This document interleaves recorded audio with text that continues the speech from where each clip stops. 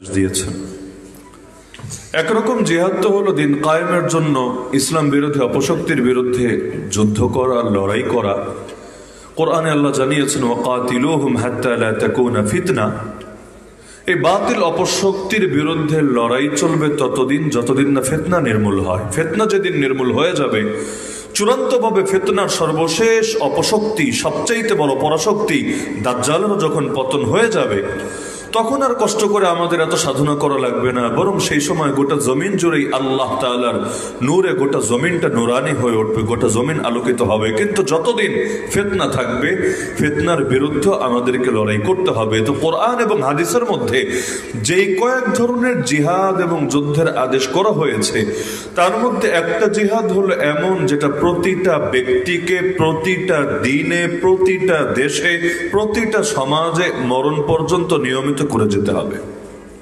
সে জিহাদ হলো নফস এবং শয়তানের বিরুদ্ধে জিহাদ, যুদ্ধ।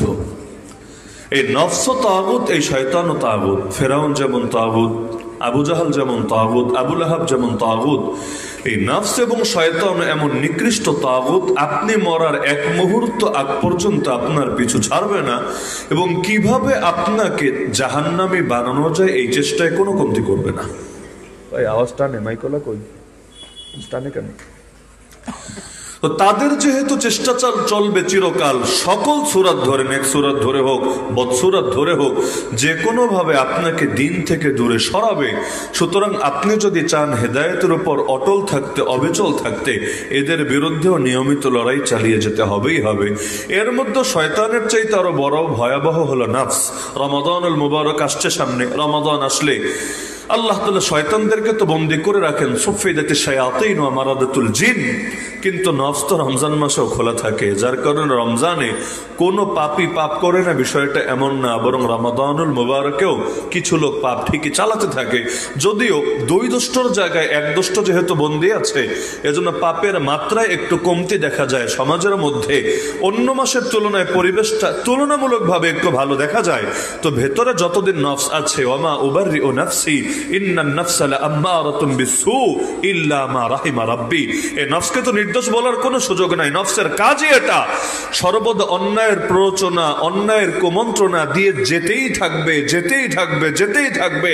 ইল্লা মা রাহিমা রাব্বি, রব যদি রহম করেন তাহলেই না বাঁচা যাবে, না হলে এই নফসের ধোকায় পড়ে কে যে কোন পথে যাবে, কার পরিণতি যে কি হবে, এক আল্লাহ ছাড়া আর কেই বা জানে। এমনকি ইবলিস, আমরা তো যে কোনো পাপ করলে দায় চাপিয়ে দিই শয়তানের কাছে, সহজ এটা আমাদের জন্য, যে হুজুর আমার কোনো দোষ নাই, আমি একদম নিষ্পাপ, জামানুর হাসান বসরি, যত দোষ সব হলো ইবলিসের, যত দোষ সব হলো শয়তানের, আমাকে দিয়ে পাপ করিয়ে নিয়েছে। একবার পত্রিকায় আসলো এক লোক ধর্ষণ করে গ্রেফতার হয়েছে, ধর্ষণ, ব্যাচেলারের রিমান্ডে নিয়েছে, জিজ্ঞাসা করছে তুই এই কাজটা কিভাবে করতে পারলি, তাও এত নিকৃষ্ট পন্থায়। সে জবাব দিল, আসলে আমি কিচ্ছু করি নাই, সব শয়তান করেছে, আমাকে দিয়ে জোর করে করিয়ে নিয়েছে। অর্থাৎ তার কোনো দায় নাই, তাকে রিমান্ডে আনা উচিত হয় নাই, ওই শয়তানকে ধরে রিমান্ডে এনে মাইটেট দিলে সব ঠিক হবে। তা আমরা নয় তো যা কিছু হোক সব চাপিয়ে দিয়ে শয়তানের কাঁধে। কিন্তু ইবলিস যে এই মালউন হলো, অভিশপ্ত হলো, চির বিতাড়িত হলো, এবং আল্লাহ তার দ্বারা জাহান্নামকে পরিপূর্ণ করবেন এই ঘোষণা দিয়ে দিলেন। ইবলিস কার কাঁধে দায় চাপাবে? ইবলিসের পেছনে তো আরেক ইবলিস মেহনত করে নাই, ইবলিসের পেছনে তো আরেক শয়তান লেগে লেগে ওরে কুমন্ত্রণা দেয় নাই, ও কার উপর দোষ দিবে? তার মানে ইবলিসকে ইবলিসে পরিণত করার মতো যোগ্যতাও নফসের ভেতরে আছে, ওর পেছনে আরেক ইবলিস লেগে নাই। তাতে কি, ওর ভেতরে যে নফস আছে, এই নফসে এমন জিনিস যেটা ইবলিসকে ইবলিস বানিয়ে ধ্বংসপ্রাপ্ত বানিয়ে ছেড়েছে। তাহলে নফস আর শয়তান এমন এক জিনিস, যদি ইসলামে খেলাফত কায়েম হয়ে যায়, সারা দুনিয়া জুড়ে ইসলাম বিজয়ী হয়ে যায়, তবু এই দুশ্মন তো পিছু ছাড়বে না। এই দুই দুশ্মনের বিরুদ্ধে লড়াই চালিয়ে যেতে হবেই হবে। এজন্য আল্লাহ রাসূল সাল্লাল্লাহু আলাইহি ওয়াসাল্লাম বলেন, আল মুজাহিদু মান জাহাদা নাফসাহু ফি তাআতিল্লাহ। আরে মুজাহিদ তো সে যে আল্লাহর আনুগত্যে নিজের নফসের সঙ্গে জিহাদ করে। কারণ কেউ যদি ময়দানেও যায়, ময়দানে যাওয়ার পরও তার নফসে তাকে ধোকা দেয় না, বিষয়টা এমন না, কখনো ভেতরে রিয়া জাগ্রত করে। যেমন হাদিসে আছে, কিয়ামতের দিন সর্বপ্রথম যেই তিন শ্রেণীর মুসলমানকে জাহান্নামে ফেলা হবে, এর মধ্যে এক শ্রেণী হলো আলেম, এক শ্রেণী হলো দানশীল, আর এক শ্রেণী হলো শহীদ। শহীদকে কেন জাহান্নামে ফেলবেন? আল্লাহ শহীদকে এনে হাজির করবেন। আল্লাহ জিজ্ঞাসা করবেন, বান্দা তোকে জান দিলাম, তোকে এত কিছু দিলাম, তুই তুই কি করলি? সে বলবে, আল্লাহ তোমার দ্বীনের জন্য জিহাদ করেছি, জিহাদ করতে করতে নিজের জানে কোরবান করে ফেলেছি, সবই তো করলাম তোমার জন্য। আল্লাহ বলবে, তুই মিথ্যা বলছিস, তো আমার জন্য কিচ্ছু করিস নাই। হ্যাঁ, তুই যুদ্ধে গিয়েছিলি, কথা সত্য, কিন্তু সেটা আমার জন্য না, বরং লোকে তোকে বীর বলবে, বাহাদুর বলবে, প্রমোশন হবে, এই হবে সেই হবে, দুনিয়ার বিভিন্ন ধান্দার জন্য। তো যে জন্য করেছিস তা দুনিয়াতে ঠিকই পেয়ে গিয়েছিস, আমার জন্য করিস নাই, তোকে দেওয়ার মতো কিছু আমার কাছে নাই, দুনিয়ার জন্য করেছিস, দুনিয়া যা পেয়েছিস কাটাকাটি হয়ে গেছে, এবার যা জাহান্নামে নিক্ষিপ্ত হ। তো জান দেওয়ার পরেও তাকে জাহান্নামে যেতে হচ্ছে শুধুমাত্র এই নফসের ধোকায় পড়ে, আল্লাহর বান্দা ইখলাসটা ধরে না রাখতে পারার কারণে, এবং ইখলাসের পরিবর্তে রিয়া, মানুষকে দেখানোর মনোভাব তার ভেতরে আসার কারণে। আপনি কোরআনের এই আয়াত নিয়ে চিন্তা করেন না, সূরা মাউন 30 নম্বর পড়ার প্রসিদ্ধ সূরা, এবং আমার ধারণা এই বিশ্বনাথের সকলের মুখস্থ আছে এই সূরাটা। আর আইতাল্লাযী ইউকাযযিবু বিদ্দীন মুখস্থ আছে না? এই সূরার মধ্যে দেখবেন একটা আয়াত আছে, ফাওয়াইলুল লিল মুসাল্লিন। অর্থ কি? অর্থ যদি এটা হতো ধ্বংস হোক বেনামাজিরা, তাহলে পেরেশানি লাগতো না, কিন্তু অর্থ হলো ফাওয়াইলুল লিল মুসাল্লিন, ধ্বংস হোক নামাজিরা। আল্লাহ নামাজিরে বদদোয়া দিচ্ছেন, আল্লাহ নামাজির জন্য চূড়ান্ত মন্দ পরিণতির কথা জানাচ্ছেন। ওয়াইলুনের 2 অনুবাদ করা যায়, এক হলো হালাক বা ধ্বংস, আর এক হলো জাহান্নামের ভয়াবহ বিভীষিকাময় একটা উপত্যকা, যে শাস্তিটা আল্লাহ এদের জন্য বরাদ্দ রেখেছেন। অনুবাদ যেটাই করেন না কেন, এটা তো কোনো ভালো সিগন্যাল হচ্ছে না, আমাদের জন্য একটা পেরেশানির ব্যাপার হচ্ছে। কেন? যেখানে আল্লাহ নামাজিকে জান্নাতের খোঁজখবরি শুনিয়েছেন, এমনকি কোরআনেও যদি আপনি 18 নম্বর পারার প্রথম 2 আয়াতে দেখেন, সূরা মুমিনুনের আয়াত 1 এবং 2, আল্লাহ বললেন, ক্বাদ আফলাহাল মুমিনুন আল্লাযীনা হুম ফি সালাতিহিম খাশিউন, সফল হয়ে গেছে, কামিয়াব হয়ে গেছে, আগামী দিনে হবে এটাও না, সফল হয়ে গেছে ওই সমস্ত মুমিনরা যাদের 1 নম্বর গুণই হলো নামাজ আদায় করে খুশুখুদুর সঙ্গে নামাজের ভেতরে একাগ্রচিত্ত থাকে। তাহলে মুমিনকে, নামাজি মুমিনকে আল্লাহ কামিয়াব বলে ঘোষণা দিয়ে দিয়েছে আরো 1500 বছর আগে। তাহলে এক নামাজিকে কামিয়াবির ঘোষণা আর এক নামাজিকে বরবাদের ঘোষণা, পার্থক্য কোথায়? এও নামাজি, ও নামাজি। হ্যাঁ, বেনামাজি হলে আগেই বলেছে, এটা চিন্তার কোনো বিষয় ছিল না, বেনামাজির জন্য হালাকি না তো কার জন্য হালাক। কিন্তু আল্লাহ বলছে নামাজি, এক নামাজের ব্যাপারে বললেন সে কামিয়াব হয়ে গেছে, আর এক নামাজের ব্যাপারে বললেন ধ্বংস, বরবাদি, জাহান্নামের শাস্তি তার জন্য। পার্থক্য কোথায়? এও নামাজি, ও নামাজি। পার্থক্য এখানে, এক নামাজি নামাজ আদায় করে ঈমান আর ইখলাসের সাথে, আর এক নামাজি নামাজ আদায় করে মুনাফিকি আর রিয়ার সাথে। ক্বাদ আফলাহাল মুমিনুন, আগে ঈমানের কথা এনেছেন, সফল হয়ে গেছে ওই সমস্ত মুমিনরা যারা নামাজ একাগ্রচিত্ত। তার মানে নামাজ খালি পড়লেই হবে না, আগে ঈমান তো ঠিক থাকা লাগবে। নামাজ তো কাদিয়ানিও পড়ে, নামাজ তো হিজবুত তাওহীদও পড়ে, নামাজ তো শিয়া রাফেজি উগ্রগুলোও পড়ে, আরে নামাজ তো মাঝে মাঝে ওই ভণ্ড বেদাতিগুলোও পড়ে। কিন্তু তোর ঈমানে যদি ভেজাল থাকে, গাছের শিকড় কাটা, উপর দিয়ে এখন যতই পানি ঢালো, তাহলে নতিজা কি আসবে? আগে তো নিচ ঠিক করা লাগবে, শিকড় ঠিক করা লাগবে, শিকড়ই নাই, উপর দিয়ে বানালে তোমার কি কাজে দেবে? তাহলে ঈমান যার নাই, ও যদি নামাজ পড়তে পড়তে কপালে দাগ ফেলে দেয়, তাও তো মুক্তি আসবে না। নবীর জামানায় মুনাফিকরা নামাজ পড়তো। বলবেন কেন? কারণ একটা রাষ্ট্র ইসলামী রাষ্ট্র হবে আর সেখানে নামাজ বাধ্যতামূলক থাকবে না, এটা সম্ভবই না। সরকারের 1 নম্বর দায়িত্ব আল্লাহ কোরআনে বলেছেন, সরকার যেই হবে, আপনিও যদি হন আগামী দিনে, 1 নম্বর দায়িত্ব আল্লাহ বলেছেন, আল্লাযীনা ইম্মাক্কান্নাহুম ফিল আরদ আকামুস সালাহ, তারা ক্ষমতায় এসে নিজেদের পাওয়ারকে কাজে লাগিয়ে নামাজ কায়েম করবে। আল্লাহ যাকে যতটুকু ক্ষমতা দিয়েছে সেটা দিয়ে নামাজ কায়েম করতে হবে। যেমন আপনি দেশের সরকার না, ভালো কথা, কিন্তু ফ্যামিলির শাসক তো, ফ্যামিলির অভিভাবক তো, ফ্যামিলিতে 2 জন 4 জন 5 জন 10 জন আপনার কথা শোনে তো। আল্লাহ রাসূল বলে দিয়েছেন, সন্তানের বয়স যখন 10 হবে, নামাজ এখনো ফরজে আইন হয় নাই, তাতে কি, ওই বয়স যখন 10 হবে তখনই পিটাবা নামাজের জন্য, 7 থেকে আদেশ দিবা, 10 হলে পিটাবা। কেন পিটাবে? কেন পিটানো কি বর্বরতা না? পিটানো কি বাড়াবাড়ি না? না, নামাজের জন্য পিটানোটা সুন্নত, নামাজের জন্য পিটানোটা আদব, নামাজের জন্য পিটানোটা নবীর শিক্ষা। নামাজের জন্য পিটাবে না তো কিসের জন্য পিটাবে? ওই পিটাও যদি নামাজ শিখাতে পারে, এই বাচ্চাই হাসরের ময়দানে বাপের জন্য সুপারিশ করবে ইনশাআল্লাহ। তাহলে ফ্যামিলির অভিভাবক হলে যেমন পিটায়া হলেও নামাজ আদায় করতে হবে। কেন? কারণ সবাই ওয়াজে মানুষ হয় না। যদি ওয়াজ দিয়ে আর দোয়া দিয়ে সব হতো, আমার নবীকে বদরে, উহুদে, খন্দকে, হুনাইনে যাওয়া লাগতো না। দোয়াও লাগে, দাওয়াও লাগে, ওয়াজও লাগে, শাসনও লাগে, তারগীবও লাগে, তারহিবও লাগে, মিষ্টি মিষ্টি কথাও লাগে, আবার আইন কানুনের ভয়ও দেখানো লাগে। তো দেশের সরকার যে হবে, ফ্যামিলির সরকার, ফ্যামিলির শাসক হলে যেমন ফ্যামিলিতে নামাজ কায়েম করতে হয়, ওয়া'মুর আহলাকা বিস-সালাতি ওয়াসতাবির আলাইহা, নবীকে আল্লাহ বলে দিয়েছেন নিজের ফ্যামিলিকে নামাজের আদেশ দিবেন এবং নিজেও নামাজের উপর অটল থাকবেন। আপনি নামাজের উপর অটল থাকবেন এ কথা পরে, আর ফ্যামিলিকে নামাজের আদেশ দিবেন এ কথা আগে। আপনারা এখানে যারা আছেন সবাই উদ্যোগ নিয়ে ফেলেন ইনশাআল্লাহ। আমি যেই কয়দিন বেঁচে আছি, মরার পর কি হবে জানি না, আমি তো নামাজ পড়বো, আমার ঘরে যারা আছে ওদেরকেও পড়াবো। যে যে নামাজ পড়বে না ওর উপর সর্বোচ্চ প্রেসার দিব, প্রয়োজনে আর খাবার বন্ধ, প্রয়োজনে ওর সাথে কথা বন্ধ, প্রয়োজনে ওরে পিটাবো, কিন্তু আমার ঘরের লোকগুলোর আমি জাহান্নামী হতে দেব না ইনশাআল্লাহ। তাদেরকে নামাজি বানায় দুনিয়া এবং আখিরাত উভয় জাহানে তাদেরকে আমি সফল করব। পারবেন না ইনশাআল্লাহ? তাহলে সরকারের এক নম্বর দায়িত্ব নামাজ কায়েম করবে, নামাজের ব্যাপারে কোনো ছাড় নাই, কোনো ছাড় নাই। তো এভাবে যদি নামাজ আজকে বাংলাদেশে কায়েম করা হয়, তাহলে এমন কিছু লোক থাকবে কিনা যাদের দিলে আসলে আল্লাহ নাই, কিন্তু মুসলিম নাম ধারণ করে চলে ওই ধোঁকাবাজি করার জন্য। বাংলাদেশে কত নাস্তিক, কত মুসলমান নাম বলে, ভিতরে ভিতরে নাস্তিক, বাইরে বুঝতে দেয় না, মুসলিম নাম ব্যবহার করে। তো এখন যদি আইন হয়ে যায় নামাজ পড়া লাগবেই লাগবে, ওই কোন কোন দেশে আছে এখনো নামাজের টাইমে সব দোকানে শাটার বন্ধ করা লাগবে। তোমারে ঠিকই মসজিদে আসতে হবে, খুশুর সাথে পড়বা না কিভাবে পড়বে এটা তো আর দিলের উপর কন্ট্রোল চলে না, যে তোমারে প্রেজেন্ট থাকতে হবে জামাতের নামাজে। এতটুকুও যদি করা যায়, আমরা তো এমন এক পাপিষ্ঠ জাতি রে ভাই, মসজিদ কমিটিরই ঠিক মতো নামাজে আনতে পারি নাই।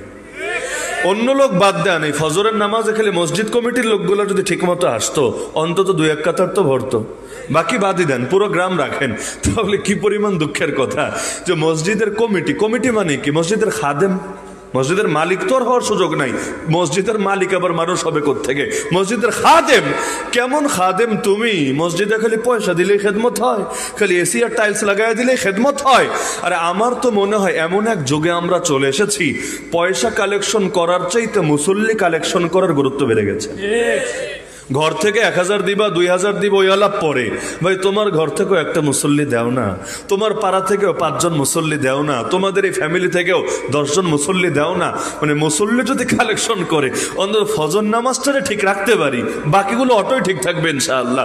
যার ফজর ঠিক তার বাকিগুলো ঠিক, যার ফজরে ভেজাল তার সবকিছুতে ভেজাল, মাঝে মাঝে দেখবেন জুমাতেও ভেজাল। তো মসজিদ কমিটির লোকই আসেন, এমনকি কমিটি সব বাদ দেন, বাংলাদেশে সবচাইতে বেশি লোক মনে হয় সহসভাপতি। এই পদটা রাখাই হয় মাশাআল্লাহ বরকতি একটা পদ। দিনী সার্কেল হলে বলে নায়েবে আমির, আর দুনিয়াবি শাখা হলে বলে সহসভাপতি। মানে কমিটির অর্ধেকে মনে হয় থাকে সহসভাপতি, মানে একটা বরকতি পদ। ওই যারে যারে পারো ঢোকাও, এটা খুশি থাকলো আর কি, কাম নাই, কাম তো করবে, সভাপতি করবে, সেক্রেটারি করবে, ক্যাশিয়ার করবে, অমুক তমুক করবে, খুশি থাকো। এই সহসভাপতিগুলো যদি খেলে আসে অন্তত আধা কাতার তো ভরবে। এমন এক দুঃখের সমাজ, জুমার দিন মাস্তানি করার লোকের অভাব নাই, তো ফজরের নামাজে মসজিদ ভরার মুসল্লি নাই। দুঃখ লাগে নাকি লাগে না? তাহলে সরকারের 1 নম্বর দায়িত্ব নামাজ কায়েম করে ছাড়বে। তো এভাবে যদি নামাজ কায়েম করে মাঝে মাঝে 2-4টা মুনাফিকও ঠেকায় পরে নামাজে আসবে নাকি আসবে না? কেন? না হলে ধরা খেয়ে যাবে, না হলে ভণ্ডামির মুখোশ খুলে যাবে। সাহাবীরা বলেন আমরা আমাদের সময় ফজরে আর এশা, জাস্ট 2 ওয়াক্তেই ফজরে আর এশায় কাউকে যদি নিয়মিত অনুপস্থিত দেখতাম, আমরা তার ব্যাপারে মুনাফিকির আশঙ্কা করতাম। এমনকি নামাজ তো নামাজ, আল্লাহ নবী খেলে জামাতের ব্যাপারে বলেন যে আমার দিল চায় বেলালকে বলি, বেলাল তুমি ইকামত দাও। এরপর মদিনার ঘরগুলোতে একটা চক্কর লাগাই, যেই ঘরে এমন কোন প্রাপ্তবয়স্ক পুরুষকে দেখবো যে মসজিদে আসে নাই, নামাজ পড়লো কি পড়লো না এটা নিয়ে নবী বলেন না, হতে তো পারে ঘরে একা একা পড়বে না। নবী বলছেন যে একামত হবে, মসজিদে বেলাল একামত দিবে। আর যেই ঘরে দেখবো প্রাপ্তবয়স্ক কোন পুরুষ ওজোর ছাড়া ঘরে বসে আছে, মসজিদে আসে নাই, আমার দিল চায় লাকড়ি দিয়ে সেই ঘরগুলোকেই পুড়িয়ে ছাই করে দেই। তাহলে করি না কেন?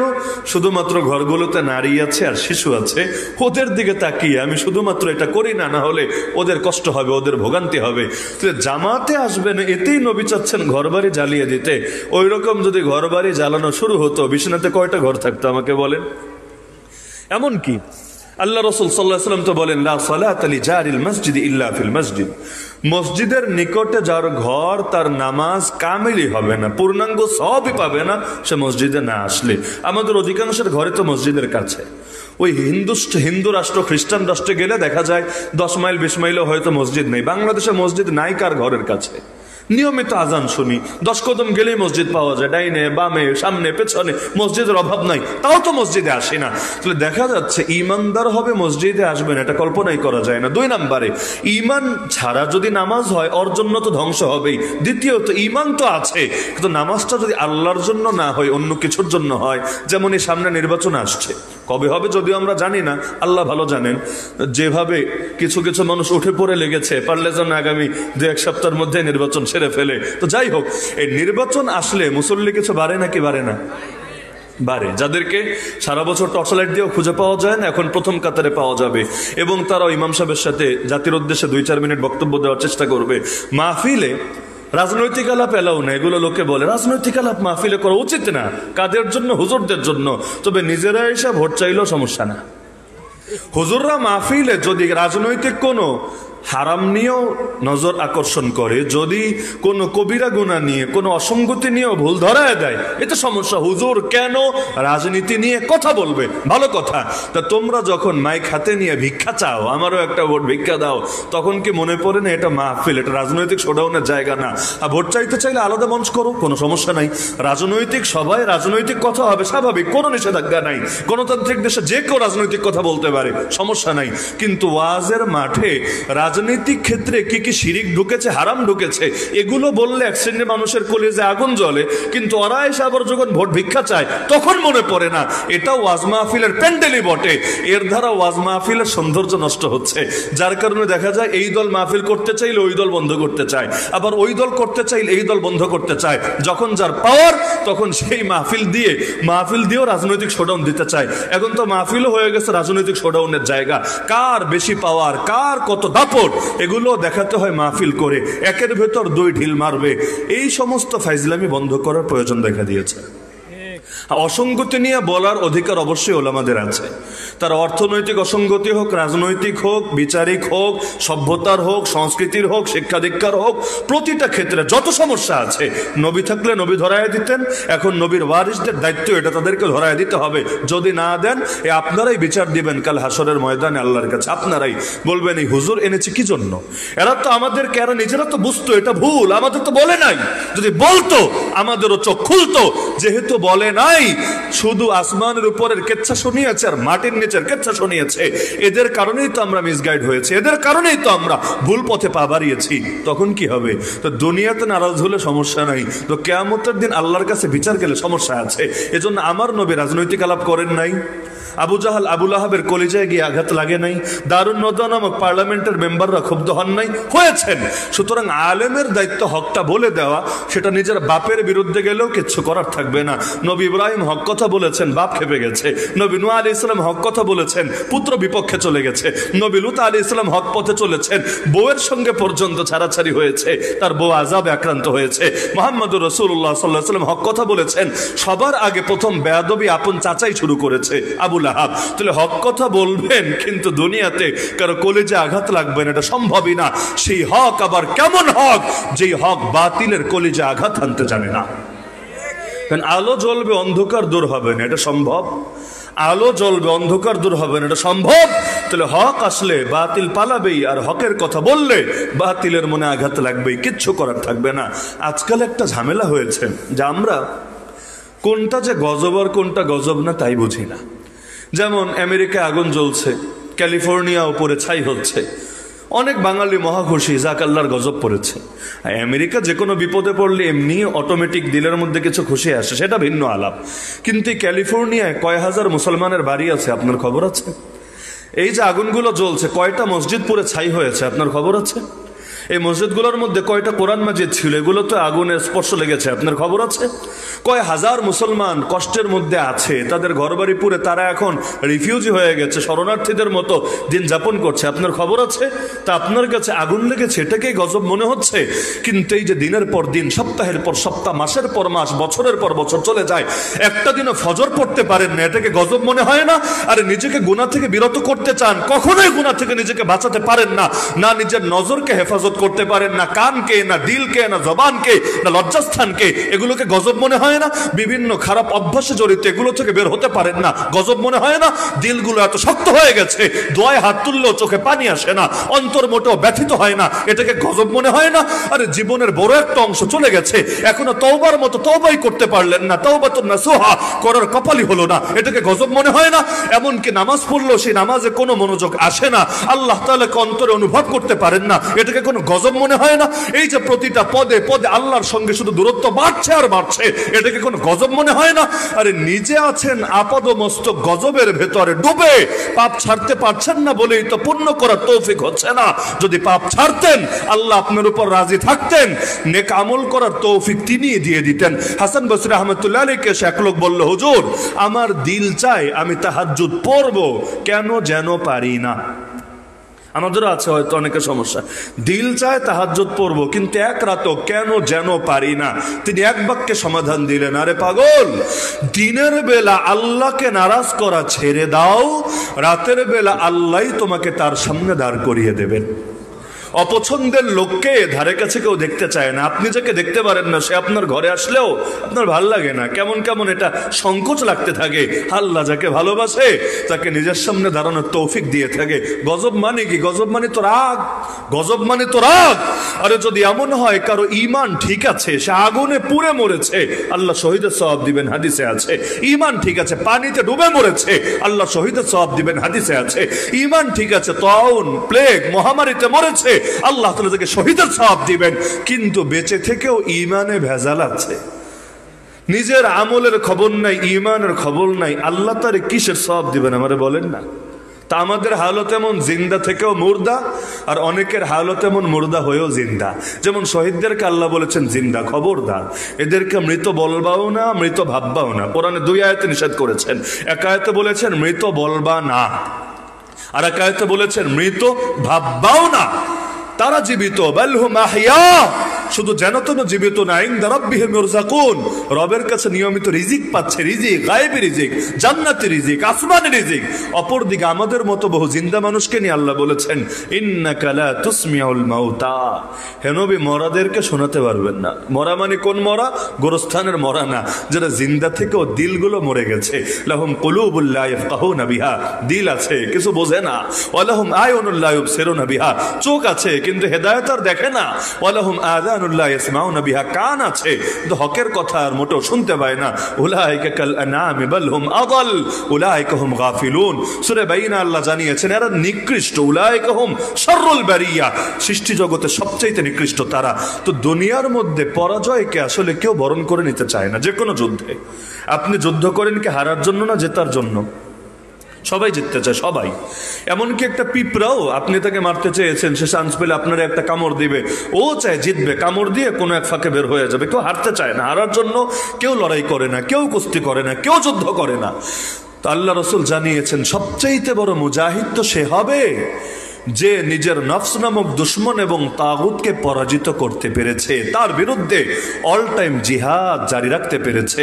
তাহলে এই যে দুইটা দুশ্মনের বিরুদ্ধে আমাদের অল টাইম যুদ্ধ চলবে, শয়তানের বিরুদ্ধে, নফসের বিরুদ্ধে, এই যুদ্ধে আমাদের জয়ী হতে হবে না পরাজিত হতে হবে?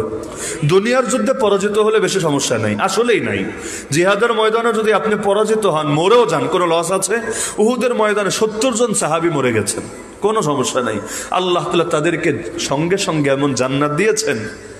কোরআনের মধ্যে যে কয়েকটা আয়াত রহিত, এর মধ্যে আয়াতগুলো ছিল। তারা জান্নাতে ঢোকার পর আল্লাহকে বললেন বাল্লিগু আন্না কওমানা আন ক্বাদ লাকিনা রাব্বানা ফারাদি আন্না ওয়া আরদানা। হে আল্লাহ, আমাদের পক্ষ থেকে আমাদের জাতি ভাইদের কাছে একটা মেসেজ পৌঁছে দেন যে রবের সঙ্গে মুলাকাত হয়ে গেছে, রবও আমাদের শাহাদাতে রাজি হয়ে গেছেন, আমাদের উপর খুশি হয়ে গেছেন, আর আমাদেরকে এত নেয়ামত দিয়েছেন, এত নেয়ামত দিয়েছেন, তার প্রতি খুশি করে দিয়েছেন। তাহলে দেখা গেল যুদ্ধের ময়দানে যদি মরেও যায় সমস্যা নাই, বরং বেঁচে থাকলে যতটুকু সফল, মরে গেলে এর চাইতে আরো বেশি সফল। শাহাদাত হ্যায় মাতলুব ও মাকসুদ ও মুমিন, না মালে গনিমত না কিশোর কুশাই। কিন্তু যদি বেঁচে থাকে কিন্তু নফস আর শয়তান নামক দুশ্মনের কাছে যায় পরাজিত হয়ে, আগেই বললাম ময়দানে পরাজিত হলে লস নাই, লাভ আছে। ক্ষেত্র বিশেষ যদি আপনার ঈমান, আমল, ইখলাস ঠিক থাকে, লস নেই, আল্লাহ আপনাকে ব্যক্তিগত সওয়াব দিয়ে দিবে আপনাকে। কিন্তু বেঁচে থেকেও যদি আপনি নফসের কাছে পরাজিত হন, শয়তানের কাছে পরাজিত হন, তাহলে আপনি শেষ, আপনি শেষ। দুনিয়াতেই যদি পাকড়াও চলে আসে আর ঈমান হারা হয়ে মরা লাগে, এর চাইতে বড় হতভাগ্য আমাদের জন্য কি হতে পারে? ইমাম ইবনুল জাওজি রাহমাতুল্লাহ আলাইহি প্রসিদ্ধ এক কিতাব আছে জাম্মুল হাওয়া। জাম্মুল হাওয়া কিতাবের মধ্যে তিনি একটা ঘটনা এনেছেন। বাগদাদ শহরে, বাগদাদের তো নাম শুনেছেন, ইরাকে, বাগদাদ শহরে একজন মুয়াজ্জিন সাহেব ছিলেন, যিনি লাগাতার 40 বছর আজান দিয়েছেন। 40 বছর আজান দেওয়া জানেন না সৌভাগ্যের ব্যাপার। আল্লাহ তাআলা কিয়ামতের দিন তো এই মুয়াজ্জিনদেরকে সর্বোচ্চ মাকাম দিবেন ইনশাআল্লাহ। যাদেরকে দিবেন তার মধ্যে তারাও সর্বোচ্চ অবস্থানে, যাদের গর্দান অন্যদের চাইতে উঁচু থাকবে। সবাই দেখলেই বুঝবে আর এই সম্মানী লোকটাকে, সবার উপরে দেখা যায়। গর্দান উঁচু মানে আবার ভয় পায় না যে কি জিরাফের মতো দেখা যাবে কিনা, এটা সেটা না, দূর থেকেও নজরে আসবে, মাশাআল্লাহ এই লোকটাকে সবাই দেখতে পাচ্ছে তাকে। এই যে গর্দান উঁচু মুয়াজ্জিন, এমন কি কোরআনের এই আয়াতের তাফসীর, ওয়ামান আহসানু কাওলাম মিম্মান দাআ ইলাল্লাহ, ওই ব্যক্তির চাইতে কথায় উত্তম আর কে হতে পারে যে মানুষকে আল্লাহর দিকে ডাকে, তাওহীদের দাওয়াত দেয়। এর মধ্যে প্রথম সারিতে আছে মুয়াজ্জিনরা, কারণ মুয়াজ্জিনরা নিয়মিত তাওহীদের দাওয়াত দেয়, সবাইকে দেয়, মুসলমানকেও দেয়, হিন্দুকেও দেয়, খ্রিস্টানকেও দেয়, বৌদ্ধকেও দেয়, নাস্তিকরাও দেয়, কাদিয়ানীকেও দেয়, সবাইকে দাওয়াত দেয়। আল্লাহু আকবার, আল্লাহু আকবার, আল্লাহর বরত্বের দাওয়াত, আশহাদু আল্লা ইলাহা ইল্লাল্লাহ, তাওহীদের দাওয়াত, কালেমার দাওয়াত। এর পরের বাক্যে রাসূলের রিসালাতের দাওয়াত, তার পরের বাক্যে নামাজের দাওয়াত, তার পরের বাক্যে সফলতার দাওয়াত, তার পরের বাক্যে আবারও আল্লাহর বরত্বের দাওয়াত, এবং সর্বশেষ বাক্যে গিয়েও সেই কালেমারি দাওয়াত। সারাদিন দাওয়াত দিয়েই যাচ্ছে, দিয়েই যাচ্ছে, দিয়েই যাচ্ছে। তো কিয়ামতের দিন তাদের গর্দানও বড় উঁচু হবে। আর মুয়াজ্জিনদের কিন্তু বিশেষ কিছু সুবিধা আছে। ইমামের নামাজ মিস হতে পারে, মুয়াজ্জিনের হয় না। যতদিন পর্যন্ত মুয়াজ্জিনগিরি করে, আজান দিল, তাহলে তার নামাজে জামাত মিস হবে কেন? ইমামের হতে পারে কোনো কারণে, বাড়িতে গিয়েছিল, আসতে দেরি হয়েছে, যে কোনো ঝামেলা হতে পারে। তো মুয়াজ্জিন যদি আজানের হক আদায় করে, জামাতের হক তো তার অটোই আদায় হবে, ইচ্ছায় অনিচ্ছায় জামাত তো পড়বে। এত দীর্ঘ সময় সে করলো, তো 40 বছর যদি আজানই দেয়, আর যদি বালেগ হওয়া থেকেও আজান শুরু করে, তাও তো তার বয়স কম না, 50+ তো অবশ্যই, 52 থেকে 55 তো কমাস কম তার বয়স আছেই। সবাই তাকে এক নামে চিনত, সালেহ আল মুআজ্জিন, নামের অংশই হয়ে গেছে মুয়াজ্জিন, সালেহ আল মুআজ্জিন। তিনি বলেন, একদিন তিনি আজান দিতে উঠলেন মিনারার উপরে। ওই সময় তো আজান মাইক তো আর ছিল না, মসজিদের ভেতর থেকে দিলে তো আর কেউ শুনবে না, ওই মিনারাগুলো বানানোই হতো এর জন্য। মিনারায় উঠে আজান দিবে, আর হাইয়া আলা সালাহ বলার সময় ডান দিকে, হাইয়া আল ফালাহ বলার সময় বাম দিকে। তাহলে আজানটা যত বেশি দূর পর্যন্ত সম্ভব আওয়াজটা পৌঁছবে। যদিও একজনের পক্ষে খুব বেশি পৌঁছানো সম্ভব না, কিন্তু নিচে দেওয়ার চাইতে উপর থেকে দিলে আওয়াজটা তো একটু বেশি দূর যাবে। এখনো পর্যন্ত সালাফে সালেহিনের এই সুন্নাহটা অনুসরণ করেই ভালো। এখন তো মসজিদের মধ্যে মাইক ঢুকায় দেয়, ওই দেখা যায় ইমাম সাহেব যেখানে দাঁড়ায় তার পাশেই মাইক। এটা আসলে ভালো তরিকা না, না জায়েজ, এটা কেউ বলবে না, কেউ বলতে পারবে না, তবে এটা উত্তম তরিকা না। এখন যদিও মাইক হয়েছে, কিন্তু সালাফে সালেহিন, আকাবিরিন, পূর্ববর্তীদের অনুসরণে এখন উত্তম এটাই, ফতোয়া এটাই, যে মসজিদের থেকে, মূল অংশ থেকে বাইরে মাইকটা রাখলে ভালো হবে। যেমন ঢাকা শহরে অনেক জায়গায় দেখেছি মুয়াজ্জিনের রুমে মাইক রাখে, এটা মসজিদের মূল অংশ না, মুয়াজ্জিনের রুমে রাখে, সেখান থেকে আজান দেয়। অথবা বাইরে কোনো জায়গায়, বাইরে বলতে মসজিদের স্পেসের বাইরে রাখলে আবার চোরে খাবে। এমন এক ঝামেলার যুগে এসেছি, ওই বাথরুমের জুতাটা পর্যন্ত ঠিক রাখা যায় না, ডাইন দিয়া, সামনে দিয়া, পেছন দিয়া কেটে রাখা লাগে। এই চোরের ঘরের চোরে জুতার মায়াটা ছাড়তে পারে না, বদনা পর্যন্ত শিকল দিয়ে বেঁধে রাখা লাগে। এই চোরে বদনার মায়াটা ছাড়তে পারে না। এমনকি লাইট, ফ্যান, এগুলোই নিরাপদ থাকে না। আর সেখানে মাইক বাইরে দিলে তো আর কথাই নাই, মাইকই থাকবে না। তো ভেতরে রাখেন, কিন্তু মূল স্পেসের বাইরে কোনো জায়গায় যদি রাখা সম্ভব হয় উত্তম হবে। একান্ত না পারলে ভেতরে রাখলেও নাজায়েজ হবে না, তবে খুব বেশি উত্তম হবে না। তো তিনি আজান দিতে উঠলেন মিনারার উপরে। মসজিদের ঠিক পাশেই ছিল খ্রিস্টানের ঘর, লোকটা খ্রিস্টান। তো আজান দিতে উঠলেন, আজান দিবেন, শুরু করার আগে হঠাৎ করে তার নজর পড়ে গেল সেই ঘরের দিকে। সেই খ্রিস্টানের এক কুমারী মেয়ে ছিল, পরম সুন্দরী। নজরটা ঠিক তার উপর গিয়েই পড়লো। নজরকে বলা হয় সাহমুম মিন সিহামি ইবলিস মাসমুম, ইবলিসের একটা বিষাক্ত তীর। গায়ে যদি তীর লাগে জান যায়, দিলে যদি তীর লাগে ঈমান যায়। এক নজরই কত মানুষের ঘুম হারাম করে দিল, ইবাদতের মজা নিয়ে নিল। এই জামানে আমাদের সবচাইতে বড় যে জিনিসের ঘাটতি, আমি 100% দায়িত্ববোধের সাথে বলছি, মুসলিম উম্মার মধ্যে সবচাইতে বেশি যে জিনিসটা কম আছে সেটার নাম হলো নামাজের খুশু খুজু। কারো দ্বিমত আছে? নামাজের খুশু খুজুর নিয়ামত থেকে আমরা প্রায় সবাই বঞ্চিত। আর ইস্তিলদাদ তাআত, নেক আমলের মজা তো নাই, মানে দিল থেকে উঠেই গেছে প্রায়। কিসের জন্য?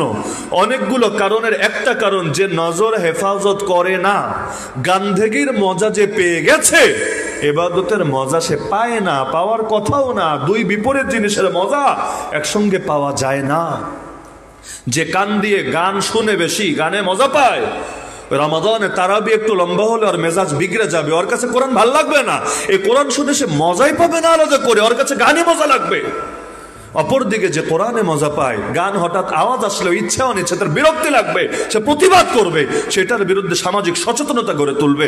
দুই বিপরীত জিনিসের মজা একসঙ্গে আসে না। যে নিজের স্ত্রীকেই আল্লাহর পক্ষ থেকে প্রাপ্ত নেয়ামত মনে করে, দুনিয়ার হুর মনে করে, তার কাছে তার স্ত্রী এত দামি, মহাব্বতের নজরে তাকায়, স্ত্রীও তার দিকে মহাব্বতের নজরে তাকায়, আল্লাহ উভয়ের দিকে রহমতের নজরে তাকান। কিন্তু যে পরনারীর মজা পেয়ে গেছে, কিন্তু ঘরের বউয়ের মজা পাবে না, তার কাছে মনে হবে দুনিয়ার সবাই সুন্দরী, সবাই হুরপরি, শুধু ঘরেরটা হলো শাকচুন্নি আর ডাইনি বুড়ি। এমনকি ওই যে মানুষ কথা বানিয়েছে কুড়িতেই বুড়ি, অথবা কয়েকদিন ভালো লাগে, এরপর যত দিন যায় ধীরে ধীরে দেখা যায় ঘরের মধ্যে বিরিয়ানি রেখে বাইরে গিয়ে পান্তা ভাত খায়। এমন লোক বাংলাদেশে বহুত আছে, ঘরে আছে কাচ্চি বিরিয়ানি, বাইরে গিয়ে খায় পান্তা ভাত। মানে কি? খাবারের লাইনে না, উদাহরণ দিলাম বোঝার সুবিধার্থে। ঘরে এত সুন্দরী নারী রেখে বাইরে গিয়ে তার সহকর্মী কার সঙ্গে গিয়ে টাঙ্কি মারতে শুরু করেছে, যে রূপে গুণে সব ক্ষেত্রে আর চাইতে পিছা। কিন্তু শয়তান তার চোখে এমন ভাবে সাজিয়ে দিয়েছে, তুকবিলু ফি সূরাতি শাইতান ও তুদবিলু ফি সূরাতি শাইতান। নবী জানিয়েছে মহিলাগুলো সামনে আসে শয়তানের রূপ ধরে, চলেও যায় শয়তানের রূপ ধরে, রেখে যায় অন্তরের মধ্যে এক গাদা ফিতনা। তো দেখা যায় নজর এমন একটা জিনিস, কেউ যদি হেফাজত না করে ইবাদতের মজা পাওয়া সম্ভবই না। এজন্য হাদিসে কুদসিতেও আছে, যে ব্যক্তি আল্লাহর ভয়ে নজর হেফাজত করবে। ধরেন বাইরের দৃশ্য বাদ দেন, ফেসবুকে ঢুকলেন, ইউটিউবে ঢুকলেন, আজকাল তো ওয়াজ শুনতে গেলেও দেখবেন বেরিয়ে একটা এসে নাস্তা শুরু করে দিয়েছে। এমন এক ঝামেলা, কেরাত শুনতে গেলেও বিজ্ঞাপন আসে নাকি আসে না? আসবে। আপনার সামনে এসেছে, চাইলে দেখতে পারেন, দেখলে কেউ জানবে না, কেউ হয়তো টের পাবে না, কোনো বদনামও হবে না। কিন্তু আল্লাহর ভয়ে চোখটা নামিয়ে ফেললেন, দেখলেন না, আল্লাহর ভয়, সির্ফ আল্লাহর ভয়, কি হবে? আবদালতুহু ঈমানান ইয়াজিদু হালাওয়াতাহু ফি কলবি। আল্লাহ দিলের হালতকে এমন ঈমানের হালত দিয়ে বদলে দেবেন, যার মজা এবং মিষ্টতা নিজে অনুভব করতে পারবেন। তো এজন্য নজর বাঁচাতেই হবে। কোরআনে সূরা নূরে আল্লাহ জানিয়েছেন, হে নবী, মুমিন পুরুষদেরকেও বলে দেন, মুমিন নারীদেরকেও বলে দেন, আগে যাতে নজর বাঁচায়, নজর নত রাখে এবং লজ্জাস্থানকে হেফাজত করে। যে কোনো তাফসীরের কিতাব খুলে দেখেন, মারিফুল কোরআনে খোলেন, যে আগে নজর হেফাজতের কথা কেন বললেন, পরে লজ্জাস্থান হেফাজতের কথা কেন বললেন। সবই তো হেফাজতের দরকার, কিন্তু এই সিরিয়াল কেন? আল্লাহ যা বলে প্রতিটা কথার গুরুত্ব আছে, দাম আছে। এটা এজন্য যে নজর বাঁচায় সেই লজ্জাস্থান বাঁচাতে পারে, যে নজর বাঁচায় না, যতই ওয়াজ করেন লাভ নাই, সে নিজের লজ্জাস্থানকেও পুরোপুরি হেফাজত করতে পারবে না, সম্ভবই না। তো এখন এই রকম বয়স্ক একজন মানুষ 40 বছর আজান দিয়েছে, সবাই মহব্বত করে, শ্রদ্ধার চোখে দেখে, নজর একটা পড়লো সেই কুমারীর দিকে, সেই কুমারী খ্রিস্টান, সঙ্গে সঙ্গে তার দিলের হালত পরিবর্তন হয়ে গেল। ওই যে বললাম বিষাক্ত তীর শয়তানের। এখন কোন তীর কোন পর্যায়ে আপনাকে নিবে, এটা তো তাকদিরে যা লেখা আছে তাই হবে, নিজের উপর কন্ট্রোলও থাকে না। তো দেখা গেল দিলের হালত পরিবর্তন হয়ে গেল, আজানই দিতে পারলো না, নেমে আসলো, নেমে ডাইরেক্ট সেই বাসায় চলে গেল। তো যখন খ্রিস্টান মেয়ে দেখলো মুয়াজ্জিন সাহেব আসছে বাসায়, তো ইবনুল জাজির রহমাতুল্লাহ লিখছেন যে সেই মেয়েও অবাক, ভেবেছে মুয়াজ্জিন সাহেব এসেছে, হয়তো কোনো কথা বলবে, তার বাবাকে খুঁজবে বা কোনো বার্তা দেবে, তার ভেতরে অন্য কিছু আসে নাই। হঠাৎ মুয়াজ্জিন সাহেব বলল, শোনো, আমি তোমাকে দেখে ফিতনায় পড়ে গিয়েছি, এখন একটাই অপশন, সেটা হলো তোমাকে আমার চাহিদা পূরণ করতে হবে, এছাড়া দ্বিতীয় কোনো কিছুতে আমি সন্তুষ্ট না। ওই সময় মেয়ের বাবা বাসায় ছিল না, সেও বিচলিত। কি বলে, বয়স্ক একজন মানুষ, তার চাইতে অর্ধেকের চাইতে বেশি বয়স, মানে সে তার অনেক ছোট, মানে তার কাছে এটা আবার ভিন্ন ধর্মের লোক, তার প্রতি কোনো ধরনের ভেতরে চেতনা, অনুরাগ, বিরাগ কিচ্ছু কাজ করছে না। কিন্তু এরকম শ্রদ্ধার একজন ব্যক্তিত্ব এসে যখন এই কথাটা বলছে, সে নিজের সেন্সই ঠিক রাখতে পারছে না, হায় কি বলে, কি করব এখন আমি। তো এখন সে দেখছে যে না, এখন বাড়িতে সে একা, এর মধ্যে এই লোকটা এসেছে যে বয়সে তার চাইতে অনেক বেশি, যদি বল খাটায় এবং চেহারা দেখে তো বুঝতে পারে, বোঝা যায় যে আসলে কে কোন হালতে আছে, কে কোন অবস্থায় আছে, সে বুঝতে পারছে না কিভাবে নিজেকে বাঁচাবে। এক পর্যায়ে বলল, দেখেন আপনি এক ধর্মের, আমি আর এক ধর্মের, এখন আপনি যদি জোর করে আমার সাথে চাহিদা পূরণ করেন আমার জাত যাবে, পুরো জীবন আমাকে অপমানের গ্লানি সয়ে নিতে হবে, হয়তো কোথাও বিয়ে শাদীও হবে না, আমার হয়তো আত্মহত্যা করা ছাড়া কোনো উপায় থাকবে না। তা আপনি এমন একজন ব্যক্তি যাকে সবাই শ্রদ্ধা করে, সবাই মহব্বত করে, আপনাকে জীবন সঙ্গী হিসেবে মেনে নিতে আমার কোনো দ্বিধা নাই, কিন্তু আপনি এক ধর্মের, আমি আর এক ধর্মের, এটা তো সম্ভব না। তো যাই হোক, এটা একটা সিস্টেম অনুসারে হোক, আপনি যদি, আমি পারবো না আমার ধর্ম পাল্টাতে, আপনি যদি আসলে আমাকে পছন্দ করেন, আমাকে ভালোবাসেন, তাহলে আপনি আপনার ধর্ম পরিবর্তন করেন, আমি বাবাকে বলবো আপনার সাথে আমার বৈধভাবেই বিয়ের ব্যবস্থা হবে, বাকি জীবন সংসার হবে, কিন্তু এছাড়া আমার পক্ষে অন্য কিছু সম্ভব না। এটাও বলছে নিজেরা বাঁচানোর জন্য, ভিন্ন কিছু না। না হলে এই বয়স্ক একজন মানুষের সাথে সে বিয়েতে আগ্রহী এমনও না, সে ভেবেছে এটা কি আর সম্ভব, সে কি ধর্ম পাল্টাবে, এক ওসিলায় বেঁচে গেল। আর এই কথা বললে তো এমনি উত্তেজিত হয়ে যাবে, উত্তেজিত হয়ে গালিগালাজ করে হয়তো ভাগবে, কিন্তু মানুষের যখন পতন চলে আসে ওই সময় স্বাভাবিক হিতাহিত জ্ঞানও কাজ করে না, বরং এমন এমন কাজ করে ফেলে যেটা সুস্থ মস্তিষ্কে সে নিজেও কল্পনা করতে পারে না।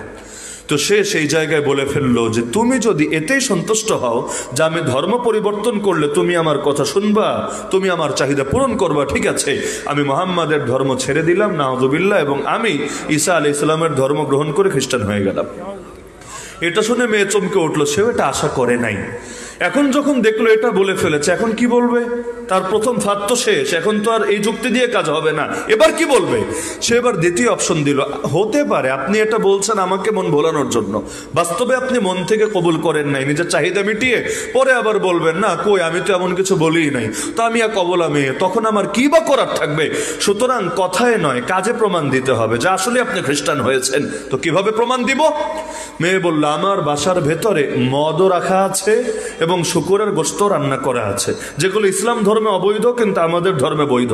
আপনি যদি আসলেই আমাদের ধর্ম গ্রহণ করে থাকেন, বাসায় গিয়ে ঘরের ভেতরে গিয়ে প্রথমে শুকরের গোশত খাবেন, এরপর মদগুলো আপনি পান করবেন, তাহলে আমি নিশ্চিত হব না আসলেই আপনি যা বলেছেন সত্য বলেছেন, আমাকে ধোঁকা দিচ্ছেন না। ওই পতন এই পর্যায়ে এসেছে, এই বয়সে এসে এটাতেও রাজি হয়ে গেল, ভেতরে গিয়ে শুকরের গোশত কয়েক টুকরা খেলো, আল্লাহ তাআলা মাফ করুন। এরপর সে মদও পান করা শুরু করে দিল। জীবনে কোনোদিন মদ খায় নাই, হঠাৎ করে মদ খেলে যা হবার তাই হলো, মাতলামি চলে আসলো, নিজের উপর কন্ট্রোল রাখতে পারলো না, এবার তো পাগলামি আরো বেড়ে গেল, কুপ্রবৃত্তি কুচাহিদা ভেতরে আরো উঠলো। মেয়ে তো এতে পুরো অবাক, সে এটাও আশা করে না, এখন কি করবে, এখন তো সব শেষ অপশন। এখন মেয়ে বোঝাতে চাচ্ছে যে বাপজান আসুক, তারপর আপনার সাথে, আপনিও যেহেতু খ্রিস্টান আমিও খ্রিস্টান, বৈধ তরিকায় বিয়ে হবে, কিন্তু মদ খাওয়ার পর কি এখন আর তার এই ওয়াজ নসিহতে কাজ হবে? এখন সে জোর করতে চাইলো, মেয়ে বুঝলো এখন আর কোনো কথায় কাজ হবে না, সব ফাঁদি শেষ। এবার সে দৌড় দিয়ে দরজার ভেতরে ঢুকে ভেতর থেকে সিটকেনি লাগিয়ে দিল। এখন তো উপর থেকে শুধু আওয়াজ আর আওয়াজ করছে। মেয়ের শুধু এক কথা, আপনারা শুধু আমি একটা দোহাই দিই, সেটা হলো আপনার সাথে আমি একদিন না চিরকাল কাটায় দিতে চাই, কিন্তু আমার বাপ আসা পর্যন্ত একটু সময় দেন, আপাতত আপনি একটু ওয়েট করেন। তবে এখানে যদি এভাবে ওয়েট করেন এটা একটু খারাপ দেখা যায়, বাপ এসে দেখেও বিষয়টা অন্যভাবে নেবে। আপনি একটু বাসার ছাদে গিয়ে ওয়েট করতে থাকেন, বাপজান আসুক, এরপর আপনার সাথে আমার বৈধভাবে বিয়ে হয়ে যাবে, আমি বাপকে ম্যানেজ করব। তো যখন দেখা যাচ্ছে ধাক্কাধাক্কি করেও খুলছে না, ভাবলো ঠিক আছে যতক্ষণ আছে ওয়েট করি, আর বাপ আসলে একটা ব্যবস্থা হবে। গিয়ে উঠলো ছাদে। ওই যুগের ছাদ তো আর এখনকার ছাদের মতো না, ধরেন টিনের বাড়ির ছাদি, ওই চালটাই কেমন হয়। তো একদিকে মাতাল, জীবনে মদ খায় নাই, আর একদিকে উঠলো গিয়ে চালে, তাল ঠিক রাখবে কিভাবে? এক পর্যায়ে মাথা ঘুরিয়ে ঘুরিয়ে অজ্ঞান হয়ে পড়ে গেল নিচে। পড়তে দেরি মরতে দেরি না, জায়গায় ডেড হয়ে গেল।